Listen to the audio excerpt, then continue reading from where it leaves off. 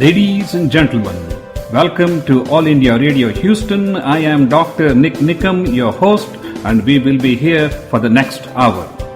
This is a talk show where we focus in depth on one or two topics that are of interest to you. You can join in the conversation by calling 281-983-9550.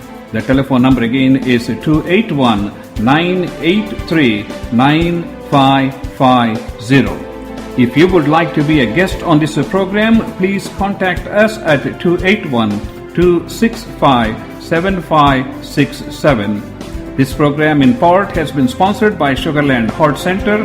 We'll be right back after these messages from our sponsors. Ladies and gentlemen, welcome to All India Radio Houston. I am Dr. Nick Nickum. This is a pre-recorded program. This program has been sponsored by Kindred Hospital System with 12 locations in and around the Houston area.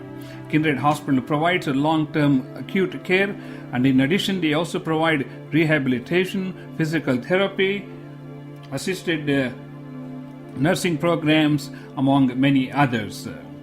Visit kindred.com for details and also for any job opportunities. Kindred.com. This program has been sponsored by Kindred Healthcare System. This program has also been sponsored by Dr. Shanti Bansal, who is an electrophysiologist in Sugarland. We will be back next week on April 26, 2014. In the meantime, sit back, relax, and enjoy the program. You're listening to All India Radio Houston. I am Dr. Nick Nickum. Now we are going to talk to our guests from the University of Houston. My guests are, let's get to here. Dr. Rajendra Aparasu, he is the chairperson of the Department of School of Pharmacy at the University of Houston, and along with him we have his student who is Jack Maturi, who is a third-year pharmacy student, and if you are interested in a pharmacy career, this is the time to get a paper and pencil and write down the number. The number to call here is 281-983-9550. Dr. Rajendra Aparasu, welcome to All India Radio, sir, and also Jay. Thank you, Dr. Nickum. It's a real pleasure to be here, and I know you've been doing a lot of community work, and I'm really glad that you're doing this for the community also. Oh, thank you. And I'm really excited to be part of this program. Yeah.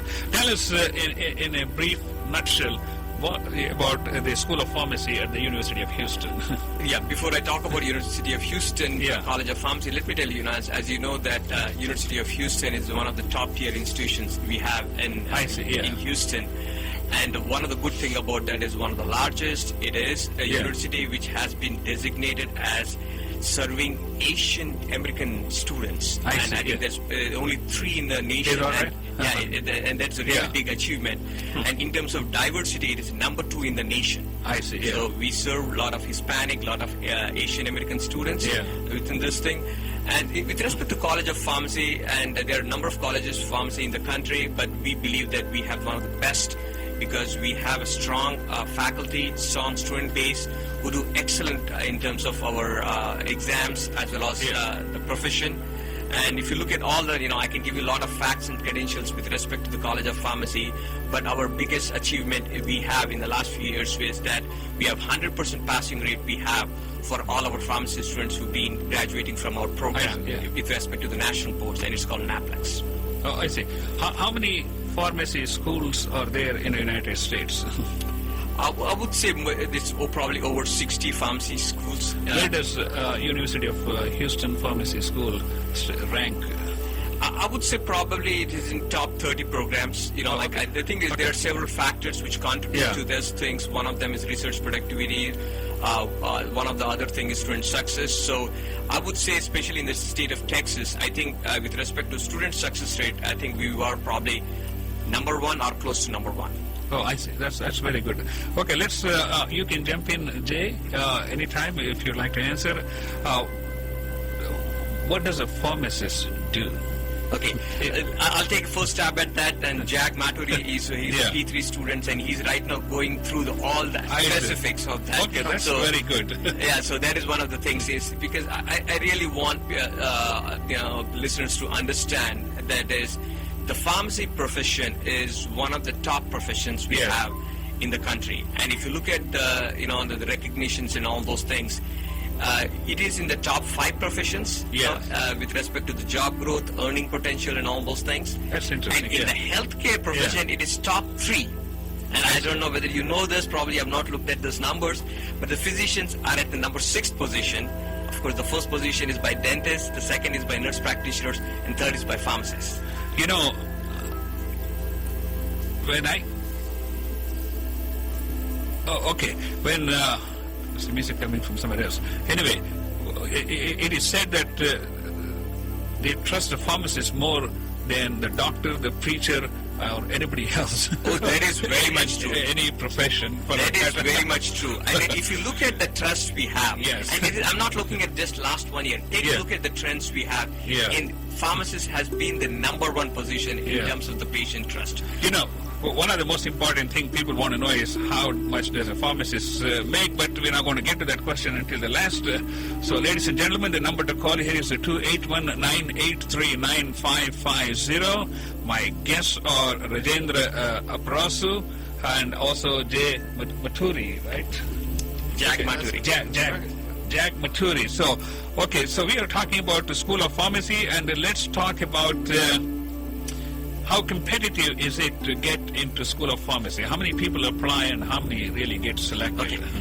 Because for the last question, I just want to let you know that we have pharmacists not only working in the community setting. Those are the pharmacists you see in Walgreens and CVS and all those. Yes. But we also have pharmacists working in the hospitals and other various locations, kind of thing. So it is the opportunities for the pharmacists are everywhere in the healthcare setting.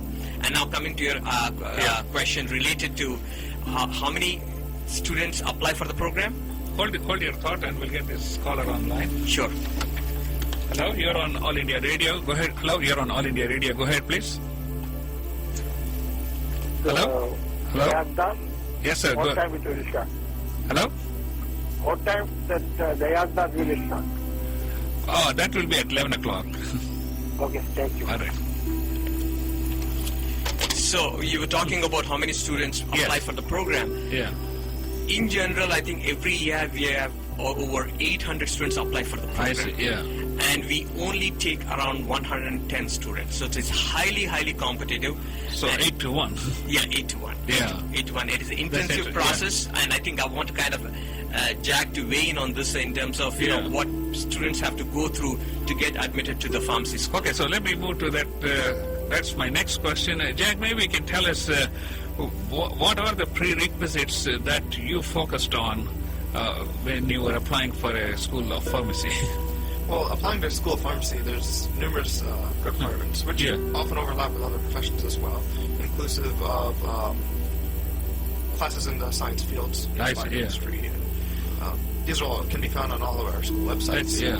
But I also want to emphasize work experience is something that we look forward to nowadays as well, just because of the competitive nature of getting into a pharmacy program or any college of pharmacist program. And that would include working in any kind of pharmacy, in a hospital or in a retail setting, just to make sure you know you want to become a pharmacist. I see, yeah. I know we want to touch on this at a future point, but the letter of recommendations can also be of value as well. So if a pharmacist that you know in the community, either a family member or somebody that you work with. Is there any particular topic, say like in high school, that really says, well, I don't think you're going to be a pharmacist? It's hard to say because in high school there's a lot of people at that age, 16, 18 years old, who are not completely sure what they want to do with their career yet. And sometimes I think towards the beginning of college is when you start realizing what you really want to do. And the best way... go ahead. What I was trying to get at is, if they are really poor in math or chemistry, can they still succeed as a pharmacist? I would say any weakness that you have, you can definitely target it and get some training for it. We have a lot of pharmacists with a diverse skill set that still do well. Okay, let's see. Here's a caller. Let's see if we can get him online. Hello? Hello, this is Heather at Account Services, and we're calling in reference to your current credit card account. God, I don't know how they got hold of my number. But anyway, So things do happen. Okay, go ahead. You were talking something about the prerequisites. Right, the prerequisites, they can definitely be found on the website, and I do want to emphasize many of them do overlap with other programs as well. So it's important to realize that you're going to be taking all of these classes as part of your degree program. So it's not necessarily out of your way. Right. Okay. Dr. Nikam, I just want to add kind of thing in terms of what Jack has mentioned. I think, like in general, I think as you can see, it's a healthcare profession. So in general, people who are really fascinated with biological sciences, chemistries, and math, I think they are the ones. If you look at even in terms of the admission process we have, we generally tend to emphasize more on the science GPA than the humanities or social sciences kind of thing. But I think it is very important to recognize where their strengths are. And if somebody is doing, as Jack said, I think it is really important to know that if some of the GPAs you have in sciences are not really good, you can put an effort to make sure you increase the GPA. And I think don't shut it down just because your GPA is a little bit lower in the sciences kind of a thing. But there is a way to work out, and I think we have excellent counselors, not only at the College of Pharmacy, but at University of Houston, who can guide the students so that they can strengthen their science GPAs. Okay. Like the medical schools and the law schools have entrance exams like MCAT and LSAT and things like that. Is there anything like that for the School of Pharmacy? Yes. Let me just give you a little bit overview on that one. Then Jack is going to emphasize in terms of how we worked on those things. So one of the exams which we use in terms of is called PCAT. PCAT, the Pharmacy College Admission Test. And this is This is the exam which we use as one of the criteria. It is not the only criteria. I just wanted to emphasize that because what happens is that people tend to look at GPA only or PCAT only. Means, as Jack said, there are several things. It's a composite score of the whole person. Right. So we look at PCAT, we look at the GPA, we look at the admission process, which includes the interview and self-assessments. We look at the recommendation, and we look at the experience. So these are all part of the admission process. And PCAT is one of the scores which, in general, overall, we look at, they need to have at least 75th percentile with the PCAT score to be considered for pharmacy school. And I want Jack to get into some of the other things which are related to PCAT. Go ahead. So for the PCAT exam, much like taking your SAT exam for the younger listeners out there, you're going to be preparing for it quite a while, and you can definitely take training courses for them. But I also recommend, looking online for resources such as books and practice exams. That can definitely help you, just like any other standardized exam. So this PCAT is something that comes after 4 years of undergraduate training? Is that... No. The thing is, PCAT is the one which they need to take before they get into pharmacy school. I know, that's what I mean. So they have to have a 4-year undergraduate training to get into pharmacy? That is a very good question. In general, we have a pre-pharmacy curriculum before they get into pharmacy school. So just to give you the logistics of the pharmacy program, the pharmacy program, professional program is 4 years. Yes.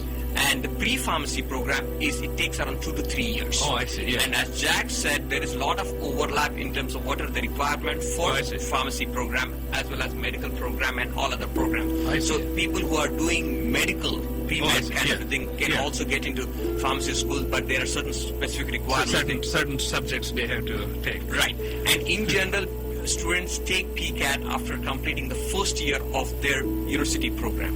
Oh, okay. So if they have completed a 4-year, like a science course, so they could be prepared for medical school or pharmacy. Exactly. With the courses that are provided. Okay, that's a good point. So let me jump in there, right? So this is a really interesting subject now that we're talking about prerequisites and the length of programs. Traditionally, many people think that these graduate school programs for getting a professional doctorate degree would be 4 years of undergrad followed by 4 years of graduate school. Pharmacy is a very interesting profession because, like Dr. Aparasu has brought up, it's possible to complete all those prerequisites in 2 years. 2 years. Oh, that's pretty potentially good, less if you really wanted to work really, really hard.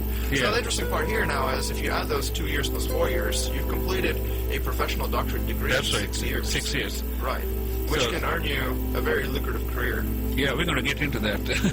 Ladies and gentlemen, you're listening to All India Radio Houston. I am Dr. Nick Nickham. My guests are Rajendra Prasu and Jag Maturia. They are from the University of Houston School of Pharmacy. We are talking about career in pharmacy. The number to call here is 281-983-9550. Okay, let's continue with this conversation we're having. How rigorous is your curriculum?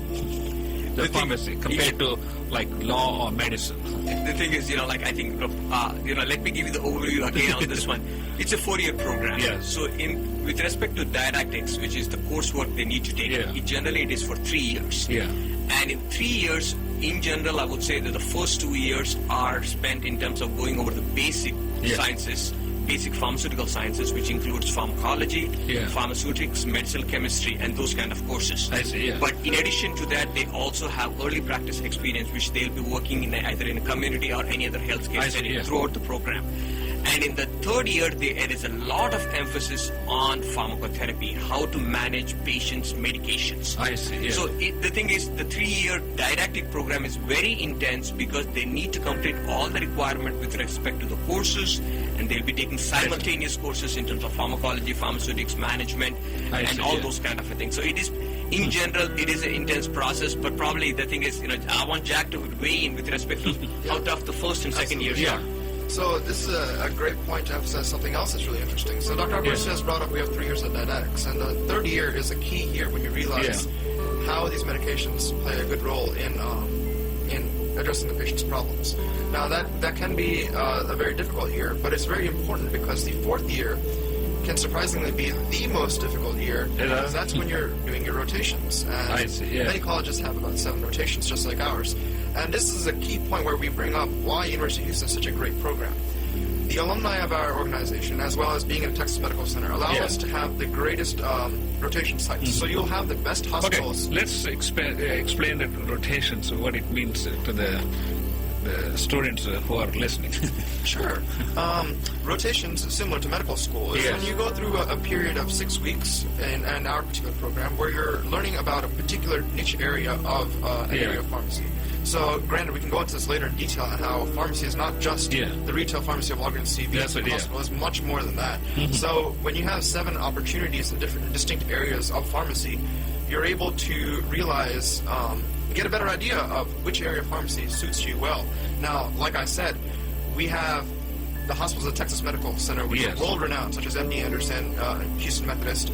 So when you have the best hospitals, you have the best pharmacists who are going to be training you. So it will be very, very... So it will be a hands-on practical experience in real-life situations. Where you get an order from a doctor to mix up a dopamine or something, then you're really actually doing it with the experienced pharmacists. Absolutely. A few das ago, we had a lab. And in the lab, we had the patient.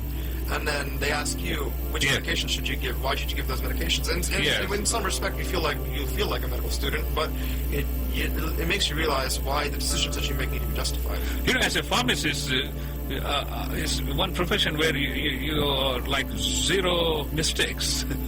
I think that is the one thing which we emphasize a lot, and I think if you look at one of the things which is happening in terms of healthcare, there is a lot of emphasis in terms of healthcare quality. One of the healthcare quality principles which we have used from industrial this thing is what is called Six Sigma, which is that we want to have as small error as possible. Actually we want to achieve 100% accuracy in terms of what we dispense, in terms of how the patients are taking the medication, so that we have the best patient outcomes. But nonetheless, the national statistics show that almost 80,000 people die from medication errors. Not necessarily, some of them may not be human, some of them may be the doctor's handwriting. The thing is, that's one of the things which I'm kind of really passionate in terms of healthcare quality. The thing is, as you know, that Institute of Medicine has come up with some of the recent reports with respect to medication use quality. And the thing is, according to that, you are right. I think there's significant number of deaths. Errors made in use of medications. But the thing is, because medication management process just does not involve one profession. That's right. We have physicians, the nurses, and pharmacists. And in addition to these professions, we also have patients taking the medications. So even if everybody is doing the right job, if the patient is not educated enough in terms of taking the medication, then it is going to lead to bad outcomes. So There are multiple steps here. Anywhere Exactly. things can go wrong, not necessarily the pharmacist or even the physician nurse. or the nurses. Yeah. Well, the great news here is whenever something does go wrong, we definitely take Yeah. proactive measures to make sure they never happen again.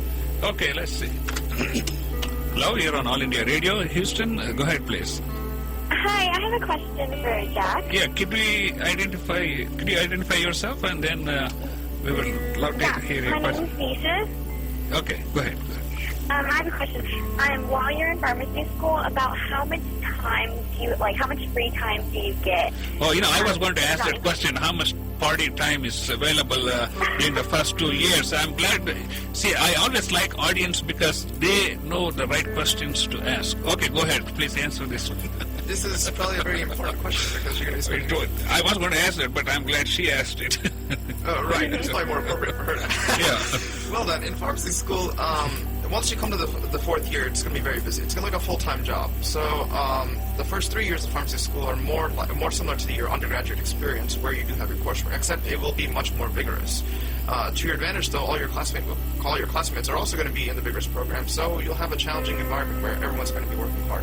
Now, if you balance your time really well, you can be involved in numerous activities in student organizations and maybe even cultural activities even on your personal time. So I know a lot of South Indian family members, especially people that live at home, they have to have family obligations too, which do reduce their time, but they still manage to do really well in school.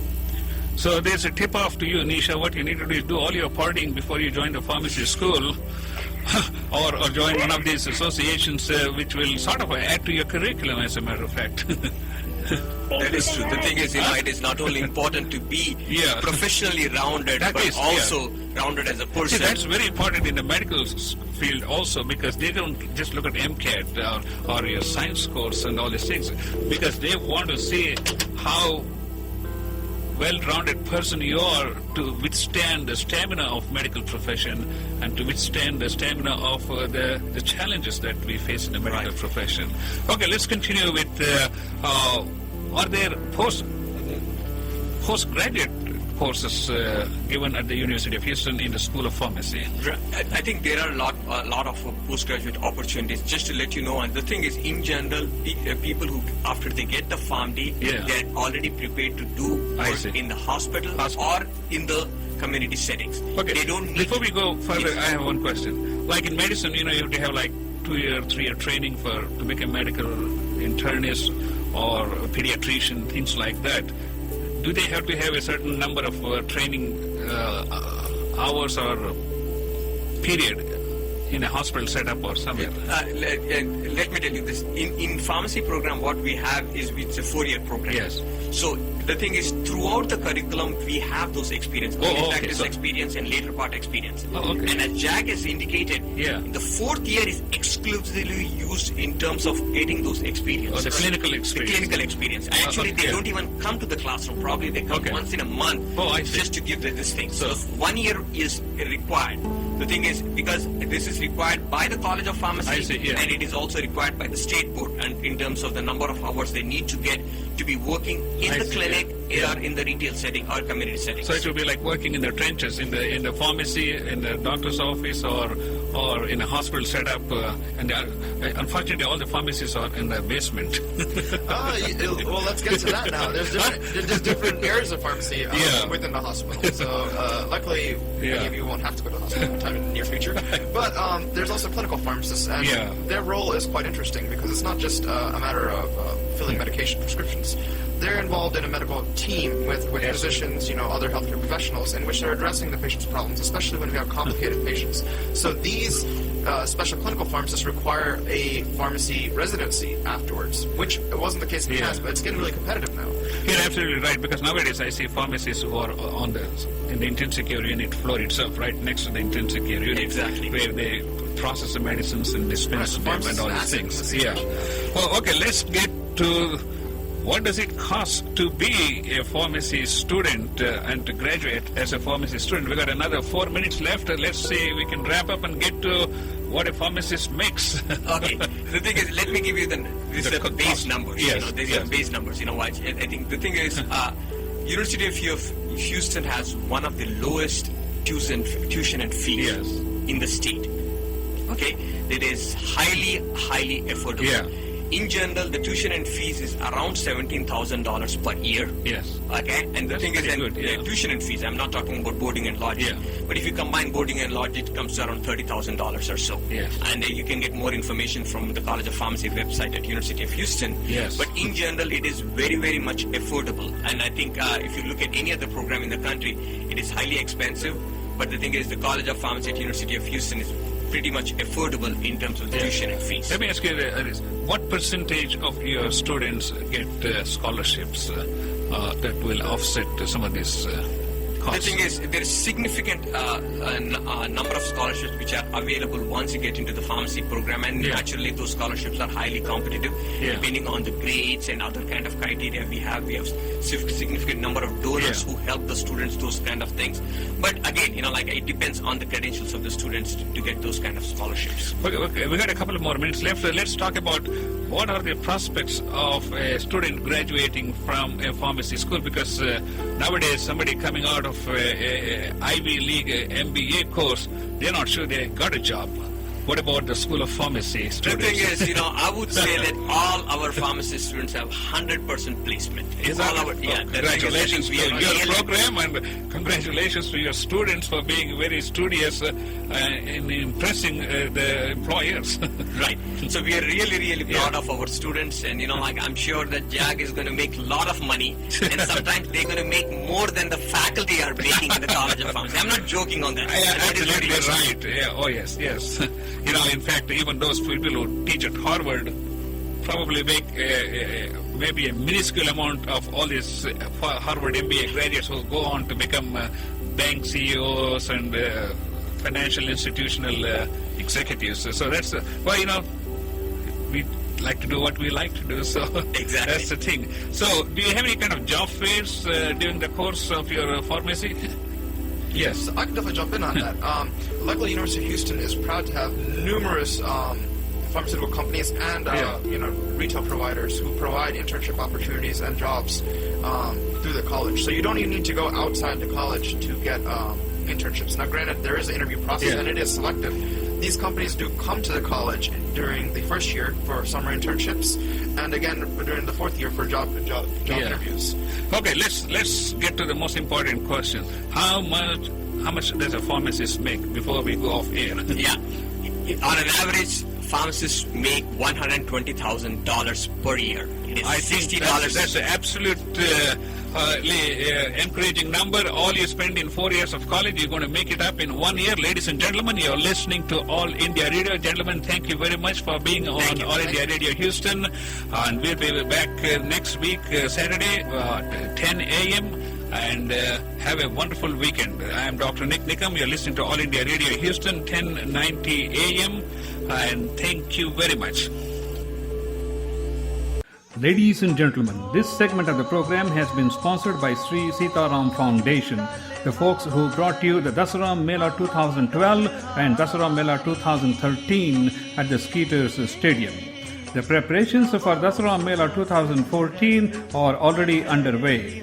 If you would like to participate in the bhajans, dances, Ram Leela stage show, parade, or if you would like to volunteer, or if you would like to sponsor Dasara Mela 2014, please contact Sri Sitaram Foundation at 713-714-5680 or visit www.sitaram.org. Stay tuned for Dasara Mela 2014. Ladies and gentlemen, you are listening to All India Radio Houston on 1090 AM. This is a talk show where we focus on one or two topics in depth on a variety of subjects. If you would like to hear on a particular topic, call us or send us an email and we will try to get experts to share their views and opinions. If you would like to be a guest on this program and share your views, please give us a call at 281-265-7567 or send us an email at drnicknickham@gmail.com.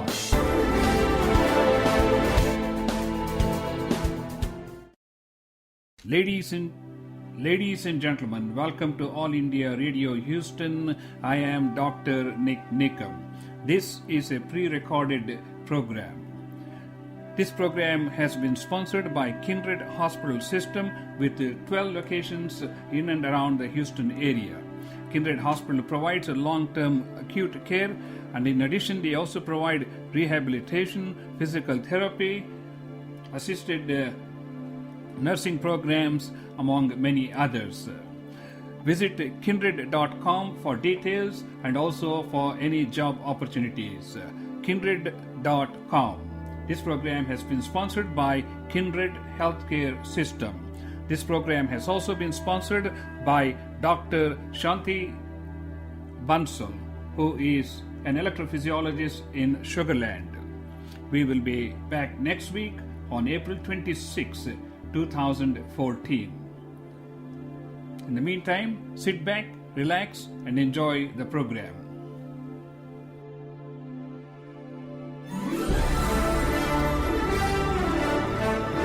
Ladies and gentlemen, welcome to All India Radio Houston. I am Dr. Nick Nickum, your host, and we will be here for the next hour.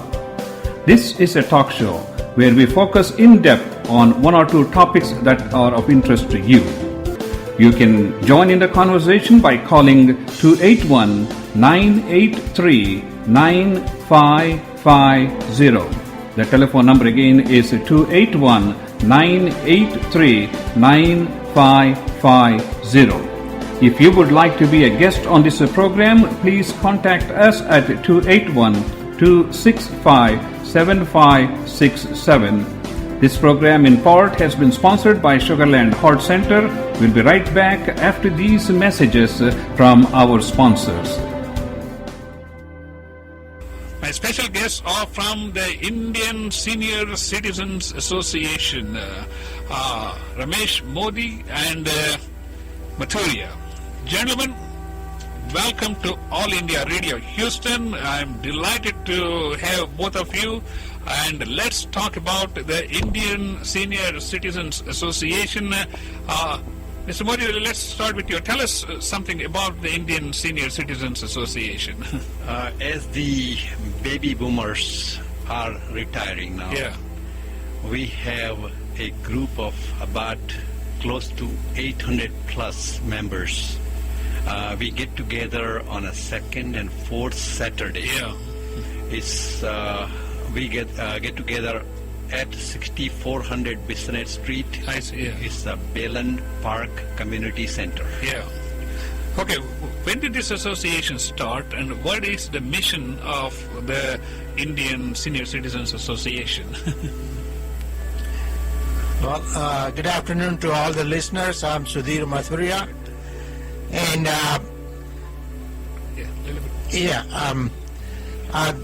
it started about 28 years ago. And this was formed by a group, a very small group, maybe about 5-6 senior members at that time.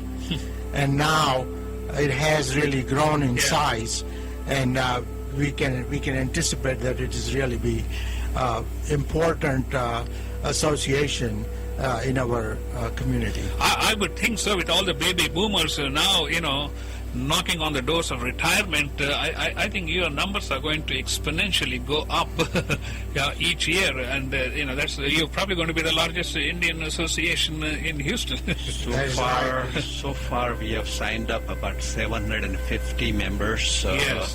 And we still have not received the renewals from 200 members, so that's chances amazing. are there will be 900 plus. That's very good. Let's tell us about what kind of activities do you have during your meetings? On the second and fourth Saturday, we usually plan on having activities in advance. Either we call some specialist doctors to give a presentation on their special program, or we invite the musical group, or we probably can call maybe a magician to give some kind of a program, some special arrangement to entertain the crowd, put a smile on their face. That's true. I've been to a couple of your meetings. I really have enjoyed your meetings, and Ladies and gentlemen, if you'd like to join in the conversation, the number to call here is 281-983-9550.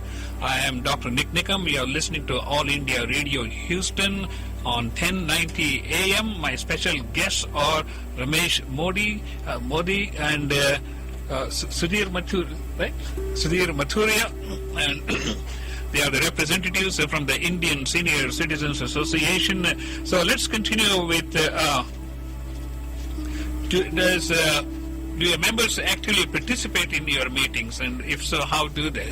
Yes, they do participate in it, especially with the question answers. I see. Yeah. Or if the musician group is there, they even are getting carried away and they do dance. That's good. I mean, life is to be rejoiced. Correct. That's good. Do you have any kind of outdoor activities? Yes, we do plan outdoor activities once a month. Like third Saturday, we take them out on we call it a picnic. But the picnic is not just cooking and all the stuff. I see. Yeah. We take them out in a bus or two buses. Yeah. And we take them out maybe 100, 200 miles away. I see. To a different spot where they can entertain themselves or we entertain them. So is this like an overnight stay, or is it just you go in the morning? Usually it's not an overnight stay. Yeah. We book the buses by the county, and county provides the buses to us. So that's it's not great. an overnight stay. We just come back in the same evening. Yeah. That's very good. Let me ask you another question. Do you have like any dinner outings or concert outings, things like that with your group? We usually do not, but Yeah. this year we may have to have it. Yeah. Especially in a case where you have some kind of a show or maybe a circus. I see. Yeah. During that time, we have to do that, yes. I'm sure you have all experts from practically every field of life. I would like to see, do you have any cooking classes or something that... Huh? Well, cooking classes is a very good idea. Yeah. And I'm sure there are some ladies, they are very actively involved. I mean, And these you are never know. experts, they have cooked for like 50 years plus, and they have some wisdom they can teach younger generation. I will be happy to learn, I'm always willing to learn something. No, absolutely. Yeah, cooking is, of course, we cannot do Well, it. it was not on the list of the questions, but as I started talking, I realized, all these ladies do know how to cook, so it may be a great way.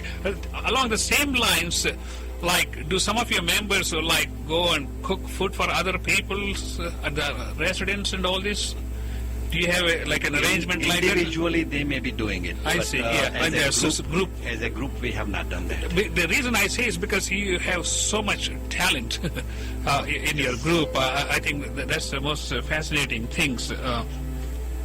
Okay, along the same line of thinking, I want to find out, does your association have a way where people can contact and see if some people are interested in, helping with the children, like a nanny, not a live-in nanny, but maybe like a daytime nanny, something like that? This particular group is formed especially to help out the seniors rather than helping that out the But children. some of your seniors are so energetic and so vibrant. Well, Dr. Nikam, if Yeah. I may interrupt you, Yeah. the mission, you Yeah. asked about the Yeah, mission. let's get back to the Okay, mission. and the mission is to promote Yes, the well-being and independence, yes, and also enhancing the dignity yeah, and respect, yes, and providing services, yeah. assistance, and fellowship to each other. That's very good. Yeah. Ladies and gentlemen, you are listening to All India Radio Houston. I am Dr. Nick Nickham, and we'll be here till 4 o'clock. We got another 20 minutes. Our special guests are Ramesh Modi and Sudhir Mathuria, who are from the Indian Senior Citizens Association. If you'd like to join in the conversation, the number to call here is 281-983-9550. Let's continue with, how is your association supported? we have this membership fee, which is a small amount we collect.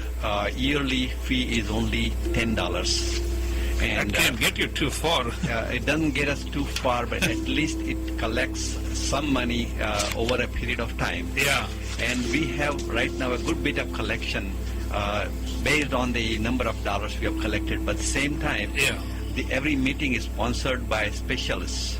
I see, some members of the community who are doing the business, if they want to promote their business, they come in and talk about it, and that really helps their business. At the same time, they support or sponsor the meeting. And meeting doesn't really cost a whole lot. They have to just feed the people. That's right. You also have lunch. We have a lunch after every meeting. Correct. I think we got a caller here, so let's see. Hello?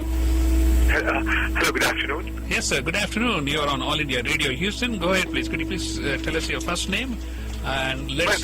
My name is Mohammed. I am just listening. I was listening a while ago, Dr. Manisha Gai. Yes. Interview, and I want to her telephone number before I was driving, and I couldn't get her number. Okay. Let me see. I don't know if I have it. Best thing would be if you go to Google and type Manisha Gai, Sugarland. How do you spell Gai? G-U-Y or G-A-I? Okay, let me get it. Let me get it here. 1 second. Hold on. It is G-H-E-I. G-H-E-I.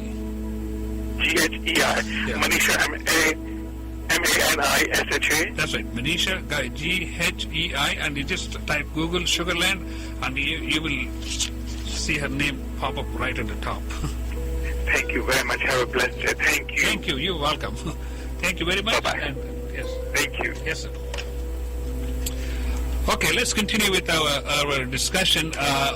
So you have a body of officers who run your association. How is it structured? We have a committee of 7 members. I see, Out of the group of 900 people, we elect seven members people. I see, who would like to help out the entire program. Yeah. And those committee members, out of that, one is the president, second is the vice president, I see. Third is the secretary, fourth is the treasurer, and 2 others which are, they arrange for general other things like arranging a picnic or things like of that nature. Oh, okay, that's very good. Ladies and gentlemen, you're listening to All India Radio Houston. If you'd like to join in the conversation, the number to call here is 281-983-9550.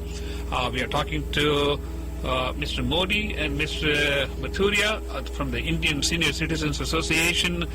Let's tell the audience, how they can get in touch with you if somebody's new to town and if they would like to join your association or if they just want to come to your meetings. Yes, my name is Modi, like Dr. Nikam said. The number to call me especially would be 281-277-8524. Yes. Or you can call Sudhir Mathuria, and his number is? Well, my number is 713-771-2900. But I would put it this way, that we do have a website. Yes. And website is Indian Senior Citizen Association Houston, and abbreviation is iscahouston.org. That is www.iscahouston.org. Yeah. And that is where all the information will be found. And also, somebody new to the town can ask any senior members, and hopefully that person will suggest where to call. No, I would just tell them to bring them to the next meeting. Oh, that'd be great. I mean, if somebody, that's what it is, when you come to town and if you like certain food, first thing you're doing is looking for that food. And if you meet a friend who says, okay, I go there, then I said, hey, let's go together. Absolutely, yes.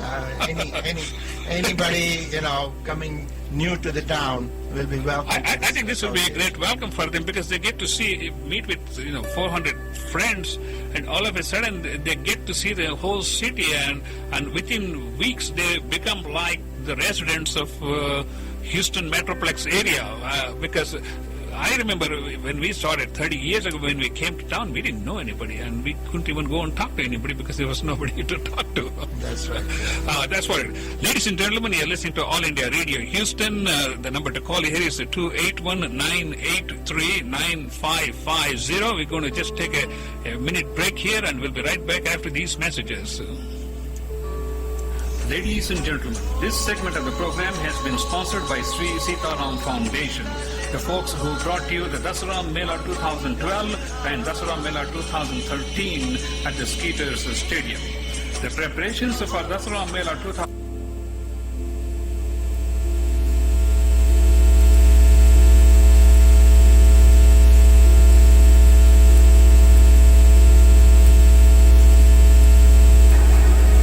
Ladies and gentlemen, this segment of the program has been sponsored by Sri Sitaram Foundation, the folks who brought you the Dasara Mela 2012 and Dasara Mela 2013 at the Skeeters Stadium. The preparations for Dasara Mela 2014 are already underway. If you would like to participate in the bhajans, dances, Ramlila stage show, parade, or if you would like to volunteer, or if you would like to sponsor Dasara Mela 2014, please contact the Sri Sitaram Foundation at 713-714-5680 or visit www.sitaram.org. Stay tuned for Dasara Mela 2014. Good afternoon, ladies and gentlemen. Welcome to All India Radio Houston. This is 1090 AM. I'm Dr. Nick Nickham, your host, and my special guests are Mathuria and Mr. Modi. Let's continue with our Indian Senior Citizens Association dialogue we are having here. How can you get the newcomers to come and join your group? They can join us on second Saturday or fourth Saturday. On the address, which is 6400 Bissonnet Street. Yes. It has got the Bayland Community Center. That's right. Yes. That's where we organize these programs. Yeah. So do you have anything like a celebration of holidays or special events during the year? All this is done only on Saturdays, which is a holiday. Oh, basically. I see. So we have 4 special days. Being the Mother's Day, yes, Father's Day, Grandparents' Day, yes, and Navratri Garba. I see. So which is your signature event for the year? Signature events are all these 4 are signature all of them. Events. Well, you're retired, so there is no reason for you to sit and say, I'm going to celebrate one function per year. And these 4 days... Every day is a celebration, I should say. And these 4 days, the program is arranged at the India House. Yeah. House has been very nice and kind enough to provide us this hall. Yeah. So we arrange that because those particular days we have a bigger crowd. Yes. To celebrate these 4 events. Okay. Ladies and gentlemen, this is Dr. Nick Nickham. You're listening to All India Radio Houston. The number to call here is 281-983-9550. We'd like to take a moment to announce Vedic Fair number 3, brought to you by Ashirwad Blessing. My good friends Sridhar and Geeta Raula, they're going to be doing the Ashirwad Vedic Fair number 3. They're going to have more than 50 presentations along with a stage show. I Am Shiva, the Mahadev, which is going to be directed by Geeta Raula. And in addition, they're going to have Sanskrit lessons, Hindi lessons, and various lessons, plus cooking competitions and a whole bazaar and lots of Indian food. So you don't want to miss this. This is going to be on March 1st, 2014 from 3:30 to 9:30 p.m. at the Cinco Ranch High School in Katy, Texas. So please mark your calendars and be there. Ladies and gentlemen, my special guests here today are from the Indian Senior Citizens Association, and we were talking about all these various activities that they conduct throughout the year. I have another question which probably is along the similar lines which I asked before. As I said, a lot of your senior citizens are extremely talented, retired professionals who are probably the best in terms of maturity and knowledge and wisdom. And one of the things I want to ask is, do you have a program where your senior citizens provide tutoring for the new generation Indians? These are all some ideas which I am tossing because they do these things in other other ethnic groups. And individually they can do it. I see. As a group, it's hard for them to do the tutoring for the kids, and that's the reason we can't really organize the tutoring in a program like this. Certainly, but certainly encouraging them to use their talent.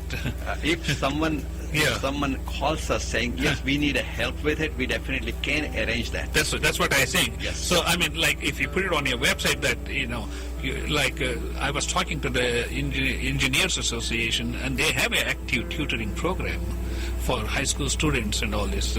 So all these young engineers, entrepreneurs, of course, they have the time and they have the ambition to teach the younger generation. And same way, a lot of people go back to teaching even after they retire. We have found more of our crowd is people who were invited by their kids from India. I see. Kids are working over here, but their parents are invited on a green card or any other basis. But they are mainly helping out with the babysitting of the kids, grandkids basically. Yes. And for that, they are usually stuck for the whole week. That's true, yes. We bring them in that program and entertain them. That's true. Transportation is a major challenge for most of the members in your group, I guess, to get to your place and get back home, because they have to depend on somebody. Fortunately, Harris County has been kind enough to provide the transportation. Could you expand on that one? Yes. Those people who are living in Harris County, they can sign up for the bus. And they pay only $1 to get in there. So the bus will pick them up from their house and bring them here and then drop them back. Exactly. Well, you can't have it any better way. Correct. Ladies and gentlemen, you're listening to All India Radio Houston. The number to call here is 281-983-9550. We are talking about the Indian Senior Citizens Association, and I have to say this is one of the most vibrant and largest Indian association group compared to most other associations that I have come across. And I've been in Houston for 30 years, and I can tell you, you have the largest number of people who actually come to meetings, because there are a lot of places they say they have 500 members, only 10 people may show up.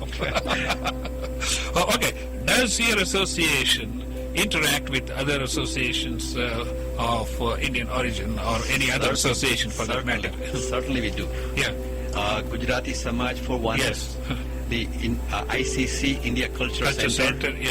With all those organizations, we do communicate with them, and if they have a program, we help out with their program. I see, In case of elections, we do participate in the elections too. Like volunteering? Like volunteering, yeah. Correct. Do you interact with any of the City of Houston programs? Does your association? City of Houston, whenever we are invited or if we have to perform, then of course our crowd does go there and participate in the program in any way we can. Okay, let's talk about fundraisers. For any association to survive, you have to depend on fundraising. Well, how do you all approach this particular challenge? Well, essentially, when we celebrated 25th year, at that point on, after 25th year, we had one charity show, which was a drama, and we were really happy, and we were really blessed to receive the support from various people. After that, under the leadership of Mr. Chinoy, we had a really a large convention that took place.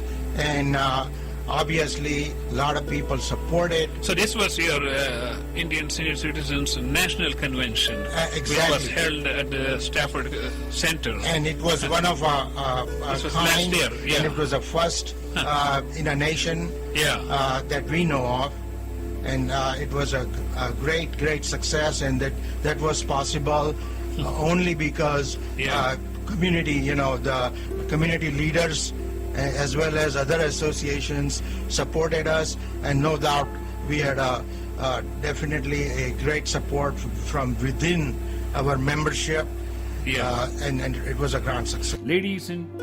Ladies and gentlemen, welcome to All India Radio Houston. I am Dr. Nick Nickum. This is a pre-recorded program. This program has been sponsored by Kindred Hospital System with 12 locations in and around the Houston area. Kindred Hospital provides a long-term acute care, and in addition they also provide rehabilitation, physical therapy, assisted nursing programs, among many others. Visit kindred.com for details and also for any job opportunities. Kindred.com. This program has been sponsored by Kindred Healthcare System. This program has also been sponsored by Dr. Shanti Bansal, who is an electrophysiologist in Sugar Land.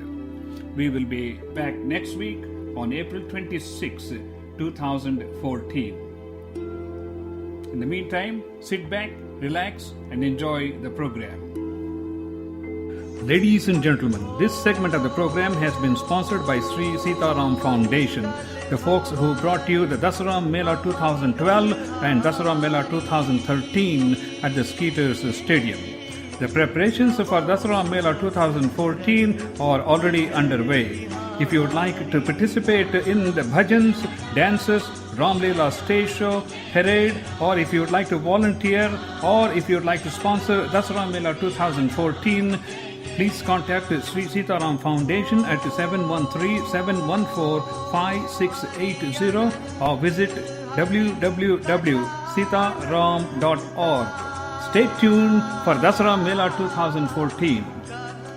Ladies and gentlemen, you are listening to All India Radio Houston on 1090 AM. This is a talk show where we focus on one or two topics in depth on a variety of subjects. If you would like to hear on a particular topic, call us or send us an email and we will try to get experts to share their views and opinions.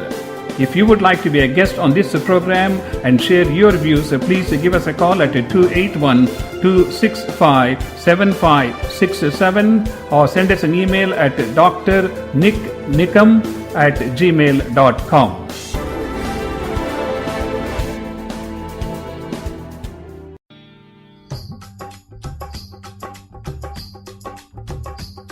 ये कुड़ियाँ नशे दिया कुड़ियाँ ये मुंडे गली दे गुंडे ये कुड़ियाँ नशे दिया कुड़ियाँ ये मुंडे गली दे गुंडे नशे दिया कुड़ियाँ गली दे गुंडे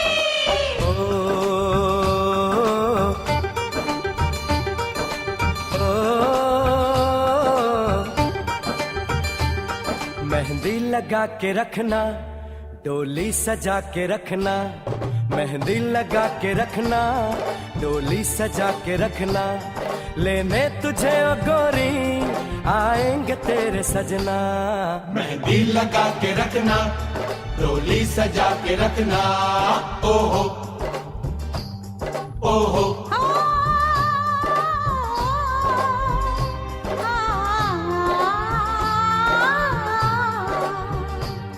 सेहरा सजा के रखना, चेहरा छुपा के रखना, सेहरा सजा के रखना, चेहरा छुपा के रखना, ये दिल की बात अपने दिल में दबा के रखना। सेहरा सजा के रखना, चेहरा छुपा के रखना, मेहंदी लगा के रखना, डोली सजा के रखना। हाय हाय हाय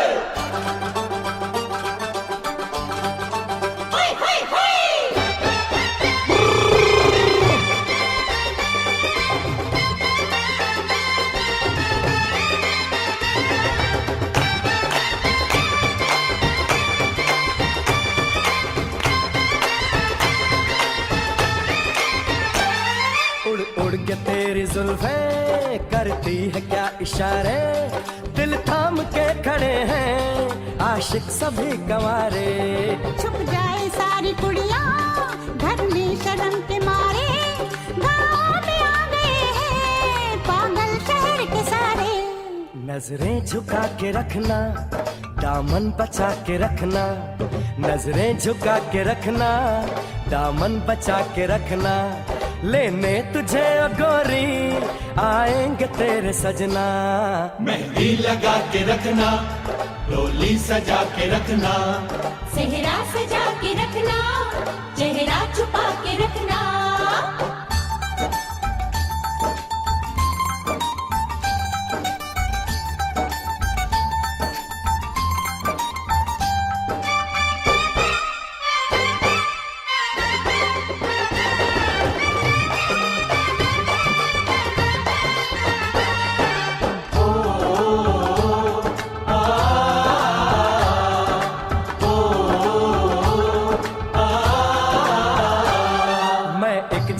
लड़का तू एक हसीन लड़की, ये दिल मचल गया तो मेरा कसूर क्या है। रखना था दिल पे काबू, ये हुस्न तो है जादू, जादू ये चल गया तो मेरा कसूर क्या है। रास्ता हमारा तकना, दरवाजा खुला रखना, रास्ता हमारा तकना, दरवाजा खुला रखना, लेने तुझे ओ गोरी आएंगे तेरे सजना। कुछ और अब न कहना, कुछ और अब न करना, कुछ और अब न कहना, कुछ और अब न करना, ये दिल की बात अपने दिल में दबा के रखना। मेहंदी लगा के रखना, डोली सजा के रखना, सेहरा सजा के रखना, चेहरा छुपा के रखना। शाबा ओए ओए ओए शाबा ओए